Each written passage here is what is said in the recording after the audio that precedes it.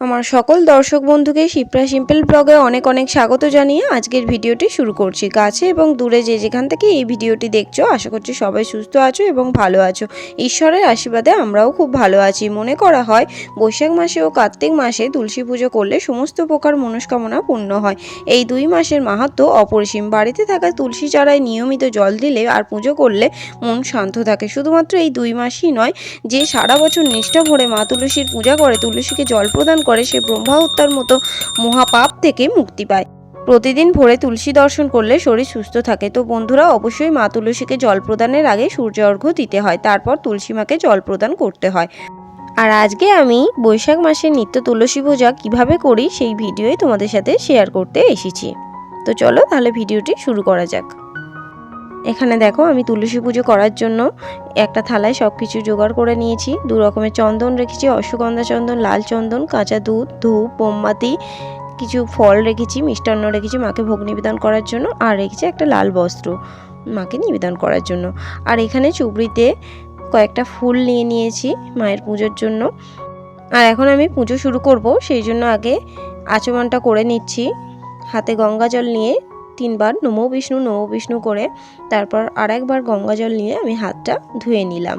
এরপর আমি কোষাকুষি থেকে গঙ্গা জল নিয়ে আরও একবার সমস্ত পুজোর সামগ্রীর উপর আমি গঙ্গা জল ছিটিয়ে দিলাম। তুলসী পুজোর মাহাত্ম্য নিয়ে যতই বলি কম বলা হবে। তুলসী পুজো করা অত্যন্ত শুভ। যে গৃহে মা তুলসী আছে সেই গৃহে সবসময় সুখ শান্তি বিরাজ করে বলে মনে করা হয়ে থাকে। আর এখন দেখো, আমি একটা ঘিয়ের প্রদীপ জ্বালিয়ে নিলাম। তোমরা সবসময় চেষ্টা করবে বৈশাখ মাস ভোর একটা করে ঘিয়ের প্রদীপ তুলসী তলায় জ্বালিয়ে নেওয়ার। আর এখন আমি ধূপটাও জ্বালিয়ে দিলাম পুজো শুরুর আগে। সূর্যোদয়ের আগে এবং সূর্যাস্তের পরে তুলসী পাতা কখনোই তুলবে না তোমরা। এছাড়াও অমাবস্যা, পূর্ণিমা, একাদশী তিথিতেও তুলসী পাতা তুলতে নেই। আর এখন দেখো, আমি লাল চন্দন নিয়ে তুলসী মচ্ছবে 3টে ফোঁটা দিয়ে দিচ্ছি। এরপর আমি অশ্বগন্ধা চন্দন দিয়েও 3টে একইভাবে ফোঁটা দিয়ে দেব। আর এরপর আমি তুলসী গাছের পাতায় পাতায় লাল চন্দনের একটা করে ফোঁটা দিয়ে দেব। স্নান সেরে শুদ্ধ বস্ত্রে একেবারে ব্রহ্ম মুহূর্তে তুলসী পুজো করা উচিত। আর তুলসী পাতাও স্নান সেরে তোলা উচিত।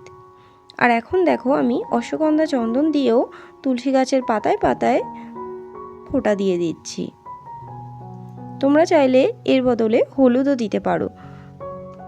হলুদ দিলে তুলসী গাছের পাতায় পোকামাকড়ের অতটা আসে না।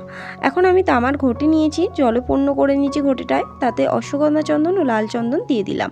তুলসী পুজো করার সময় তুলসী মাকে জল প্রদান করার জন্য সবসময় তোমরা চেষ্টা করো একটা করে তামার ঘটি নিয়েই জল প্রদান করার। এটা অত্যন্ত শুভ বলে মনে করা হয়ে থাকে। আর এখন আমি ঝরা বেঁধে নিয়েছি তুলসী গাছের উপরে, দেখতে পাচ্ছ 4টে খুঁটি পুঁতে একটা ছোট্ট হাঁড়ি ঝুলিয়ে নিয়েছি। তাতে আমি লাল চন্দন আর অশ্বগন্ধা চন্দন দিয়ে চারিদিকে 4টে করে ফোঁটা দিয়ে দিচ্ছি। বৈশাখ মাস ভোর এই ঝরাটা বাঁধা থাকবে। আর এই ছোট্ট হাঁড়িটা জলপূর্ণ করে দেয়া হবে সকাল সন্ধে, যাতে মা তুলসীর উপর সব সময় ফোঁটা ফোঁটা জল পড়তে থাকে। দেখো, আমি এখন ঘটি করে জল নিয়ে হাঁড়িটা জলপূর্ণ করে দিলাম। আর এক টোপা করে জল আস্তে আস্তে পড়তে থাকছে, দেখতেই পাচ্ছ তোমরা। আর একটা ফুল দিয়ে দিলাম। আর তুলসী গাছের গোড়ায় দুধ নিবেদন করে দিচ্ছি এখন আমি। কাঁচা দুধ দেওয়া অত্যন্ত শুভ বলে মনে করা হয়ে থাকে। প্রতি বৃহস্পতিবার যদি তোমরা তুলসী গাছের গোড়ায় কাঁচা দুধ নিবেদন করতে পারো, সেটা অত্যন্ত শুভ হয়। মা তুলসী অত্যন্ত প্রসন্ন হয়। আর এখন আমি একটা লাল বস্ত্র মা তুলসীকে নিবেদন করে দিলাম। আর এখন একটু ফুল দিয়ে তুলসী বচ্চপটা ভালো করে সাজিয়ে নিচ্ছি। তুলসী মাকে প্রদক্ষিণ করেও জল প্রদান করা যায়, কিন্তু আমার এখানে প্রদক্ষিণ করার মতো সুবিধা নেই, সেই জন্য আমি প্রদক্ষিণ করতে পারছি না। কিন্তু তোমরা যদি প্রদক্ষিণ করতে পারো তো সেটা খুবই ভালো হয়। আর সেই সময় তোমরা এই মন্ত্র উচ্চারণ করতে করতে প্রদক্ষিণ করো। জানি কানি চপা পানি ব্রহ্ম হত্যা দিকানি চ তানি তানি প্রণশান্তি প্রদক্ষিণ পদে পদে।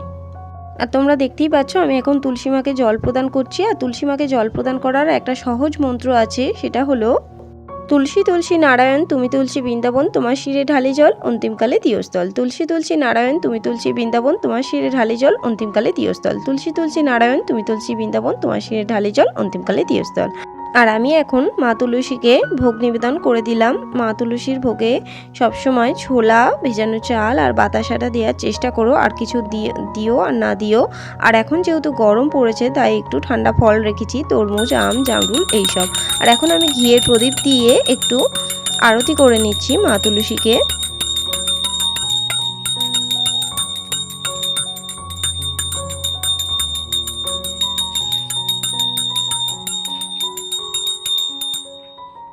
আর এখন একটু ধূপ দিয়েও আরতি করে নিচ্ছি মা তুলসীর। আর এখন তুলসী মণ্ডপে দুটো মোমবাতি জ্বালিয়ে দিচ্ছি।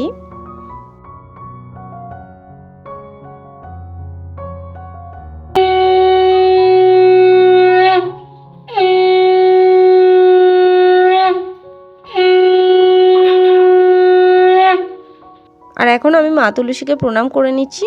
প্রণাম মন্ত্রটি হলো ওম বৃন্দাবৈ তুলসী দেব্যৈ প্রিয়া ওই কেশবস্য চ কৃষ্ণ ভক্তি প্রদে দেবী সত্যবতী নমো নমো।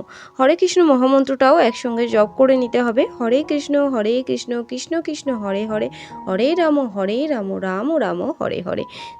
তো এই ছিল আমার বৈশাখ মাসের নিত্য তুলসী পূজা পদ্ধতি। তোমাদের কেমন লাগলো কমেন্ট করে জানিও, ভালো লাগলে লাইক করে দিও। আজকের মতো টাটা।